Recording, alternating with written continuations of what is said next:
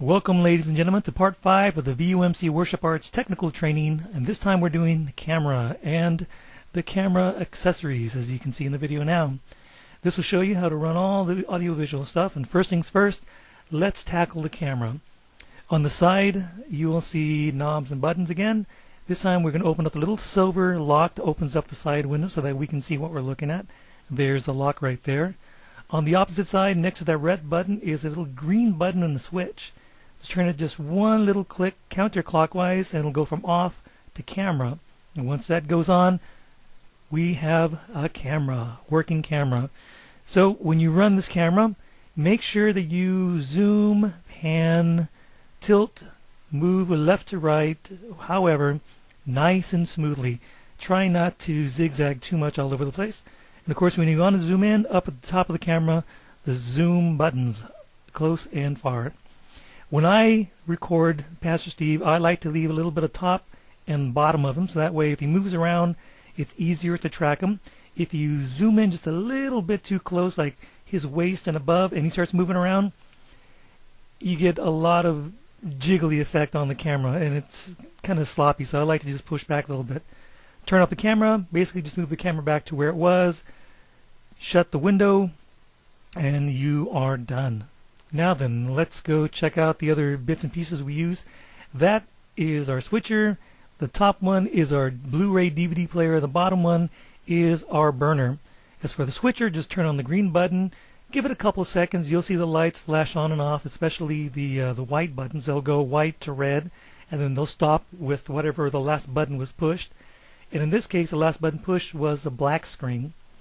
The buttons are TV, DVD player, camera, the Dell computer to the left, Easy Worship computer to the far left of the crow's nest, and black screen.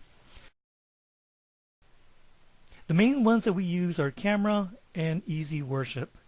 The other ones we use on occasion, mostly here and there. Easy Worship, if you're running camera, pay attention to the guy running Easy Worship because you two have to work in combination with each other, so please pay attention. Watch what's on the screen. Now when you're running the camera, of course, you just press the camera button and whatever you see in that little lens is what's going to pop up on the projector screen, so pay attention to that. DVD player, if we're running a DVD, the top machine will hold the DVD that we're actually going to watch. Pop it in there, hit the power button, hit play, and it goes. We're up and running. Next button is the Dell computer. That is a computer that's just to the left. We rarely ever do use it. On occasion, when we do use it, luckily we do have audio and we do have video coming from there, so we can actually use it on occasion when other computers go down. TV button is for the TV that's always stashed there. This is connected to the satellite TV out in the youth room so that we can put football games or whatever on the big screens or the projector screens. Easy Worship, of course, you press that when you want to put in the lyrics on the screen or video on the screen that comes out of Easy Worship. On occasion, you will go back and forth between camera and Easy Worship. Those are mainly the two buttons you're going to deal with. On occasion, black screen clears the screen so that nothing is seen except for the back screen. That one has to be controlled through Easy Worship. Now to turn on the projectors, there are two remotes. This one controls the projector that's right above you, right in front of you, that controls the back screen, as you can see. All you have to do is just press that power button and you will hear the projector turn on. Now this one controls the front two projectors. They're brand new projectors. Both of them have remotes on it. They look like that remote right there. Simply grab that remote, click on on. I like to aim at the remote and hit it about 4 times. The two new projectors are a little bit tricky, so you got to kind of play with it. And you'll hear them fire up. You'll see the screens turn blue, and we'll know that they're all fired up and running. Now to turn these guys off, it doesn't matter which remote you choose or which order you want to turn them off. For example, the front ones, you don't press the on button, you press standby to turn those off. Same thing, give them about 4 clicks to make sure, and you'll see the message pop up twice.